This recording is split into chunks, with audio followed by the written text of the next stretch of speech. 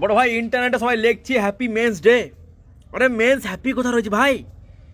Men's happy কবে থেকে হয়ে গেল? সব তুমি মেন্স দিয়ে দিলে, শিক্ষাশ্রী, রূপশ্রী, ভাতাশ্রী, 12 না ওইটা দেয় নাই, ওইটা তো মেয়েটা নিজেরাই ঠিক করেছে হবো। কিন্তু ছেলে দিয়ে কী দিয়েছে ভাই? Not November. আরে খেপায় একটাই জিনিস তো ছেলেকে সুখ দেয়, সেটা তো 1 মাস বাধা আবার। বাবা রে, ওইটা তো বলছি 1 মাস জ্বালাও পরে করবে, আবার জোর গলায় লিখছি হ্যাপি মেন্স ডে।